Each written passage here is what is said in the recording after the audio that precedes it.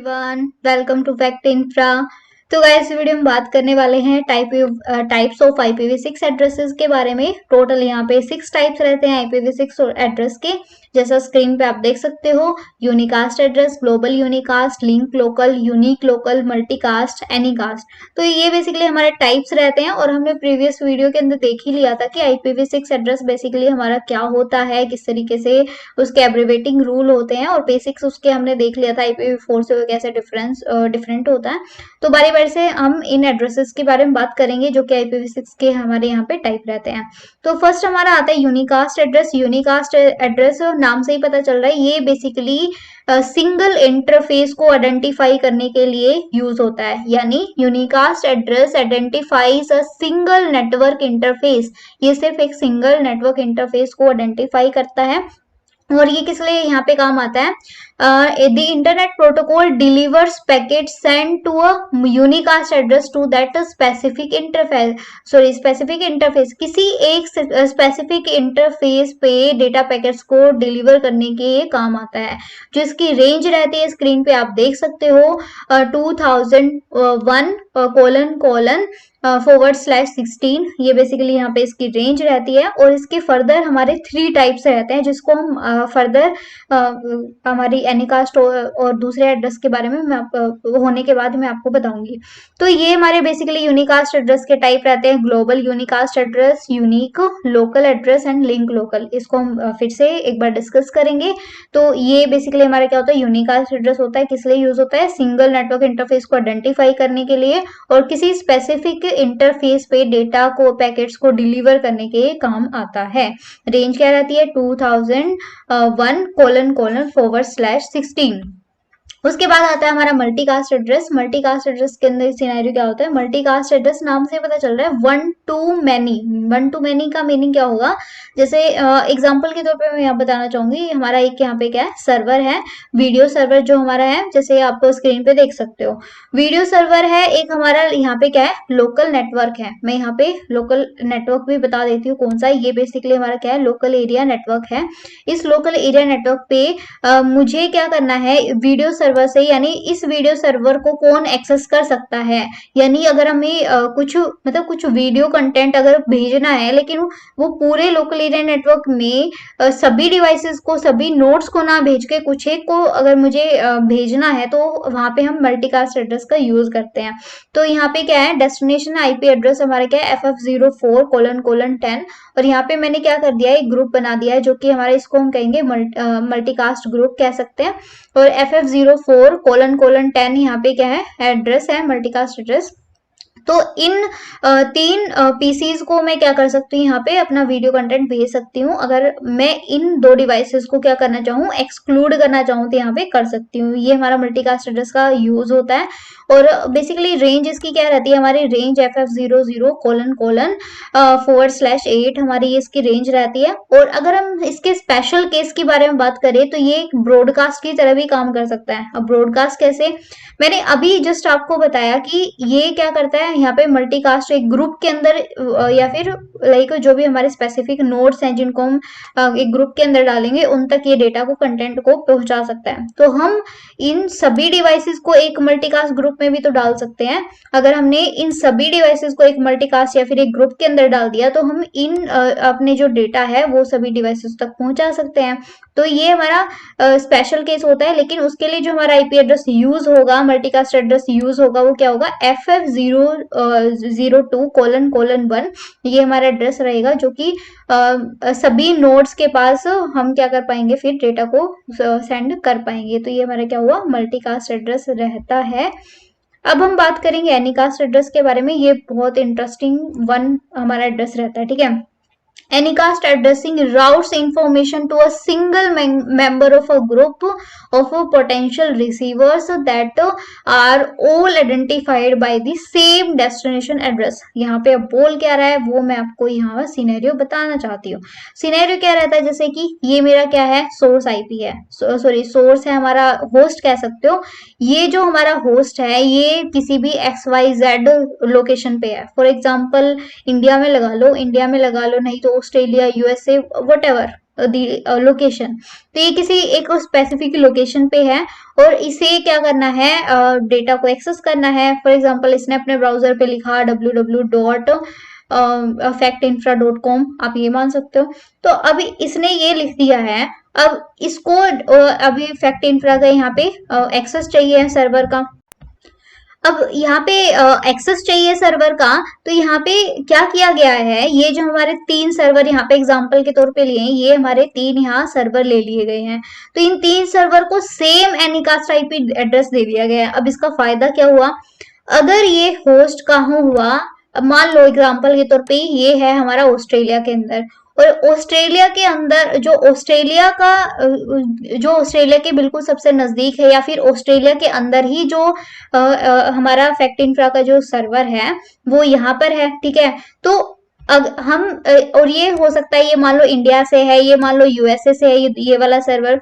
तो कौन से सर्वर से या फिर कौन से सर्वर से जो भी रिसोर्स किसी भी सर्विस के लिए या फिर रिसोर्स के लिए रिक्वेस्ट की गई है इस होस्ट के द्वारा, कौन से सर्वर से इसको वो डेटा मिलेगा, तो ये जो सबसे नजदीक वाला रहेगा वहां से इसको मिल जाएगा। लेकिन अब इसने तो factinfra.com ही डाला है, या फिर factinfra.com है तो उसका एक स्पेसिफिक आईपी होगा।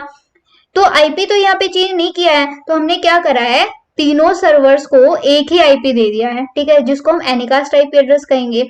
जो भी इसके नजदीक लगेगा, जो भी लाइक यहाँ पे जो हमारा होस्ट है वो रिक्वेस्ट कर रहा है किसी डेटा के लिए, और जो भी सर्वर है जो भी, तो वहां से नजदीक वाला होगा, वहां से डेटा मिल जाएगा। जैसे कि यहाँ पे सिर्फ एक ही नोड बीच में आ रही है, और यहाँ पे मान सकते हो ये हमारा जैसे यूएस, मान लो कि एग्जाम्पल के तौर पे यहाँ मैंने कोई डिस्टेंस काउंट नहीं करा है, यहाँ पे हमारे बेसिकली 3 हमारे नोड्स बीच में आ रहे। तो ये बेसिकली हमारा सिनेरियो होता है किसका, एनीकास्ट एड्रेस का। अब हम मूव फॉरवर्ड करते हैं, मतलब ग्लोबल यूनिकास्ट एड्रेस देखते हैं, जो कि मैंने बताया था कि यूनिकास्ट एड्रेस का ही हमारा एक टाइप होता है। ग्लोबल यूनिकास्ट एड्रेस तो बेसिकली क्या होता है, जो हमारा पब्लिक IPv4 एड्रेस होता था बिल्कुल उसी की तरह काम करता है। ये बिल्कुल हमारा पब्लिक IPv4 एड्रेस की तरह काम करता है, और ये क्या होता है, इंटरनेट पे राउटेबल होता है। ये क्या होता है, इंटरनेट पे राउटेबल होता है।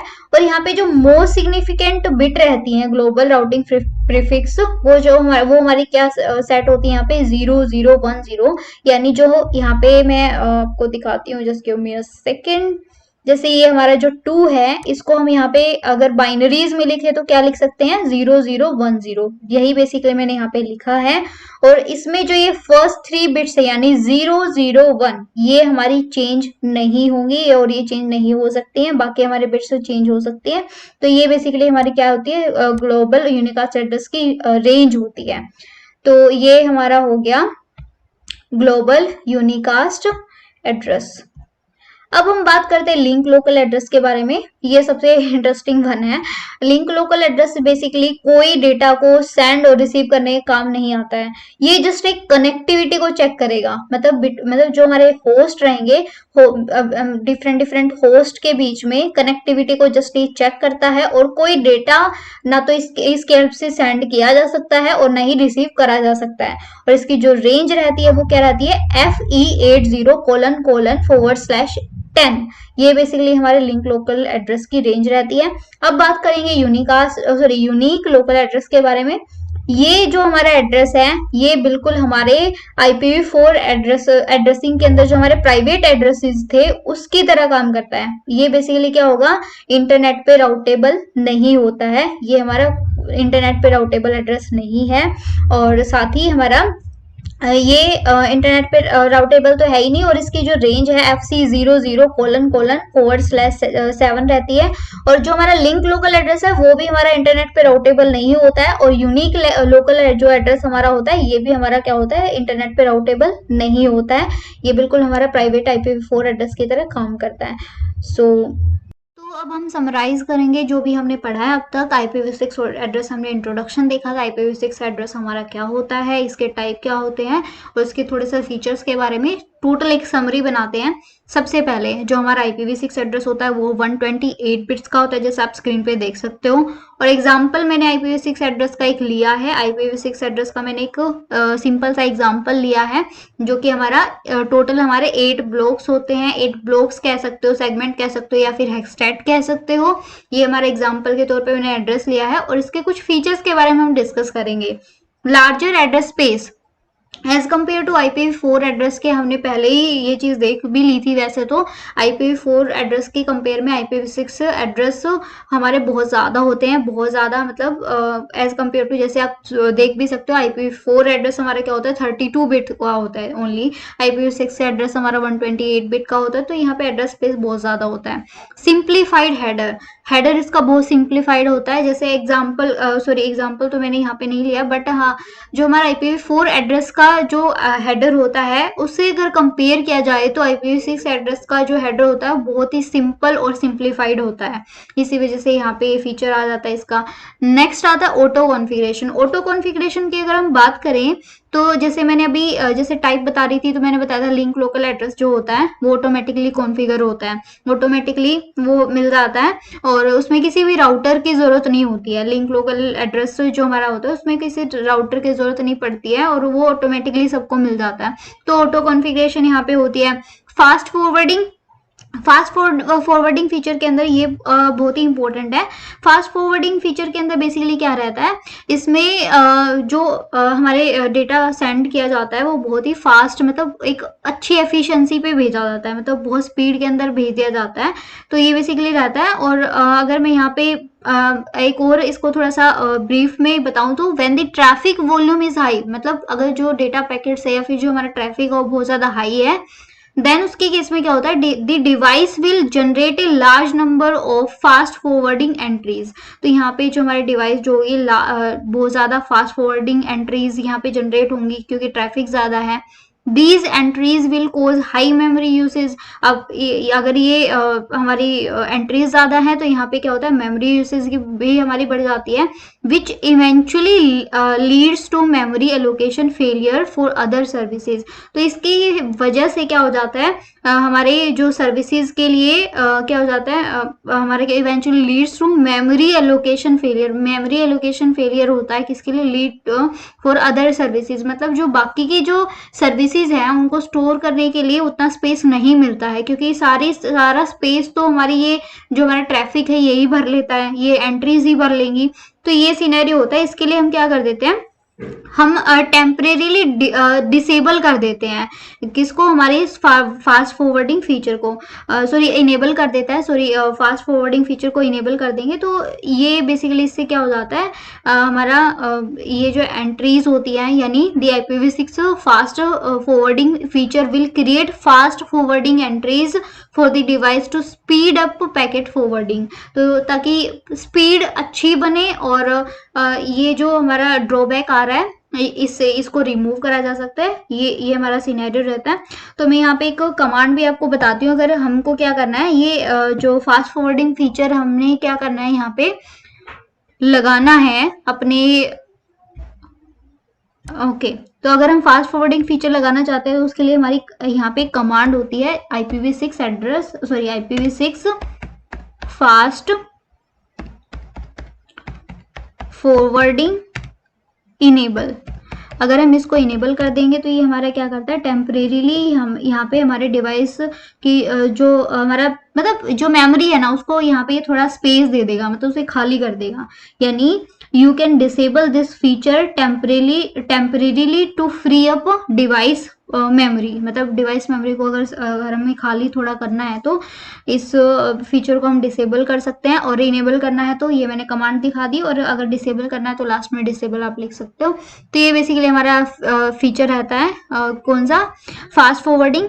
देन हम बात करेंगे IPsec फीचर। IPsec फीचर हमारा क्या करता है, ये हमारा बेसिकली सिक्योरिटी के लिए होता है, ठीक है। मीनिंग कि जो हमारी डेटा प्राइवेसी और डेटा इंटीग्रिटी उसकी इंश्योरिटी ये देता है।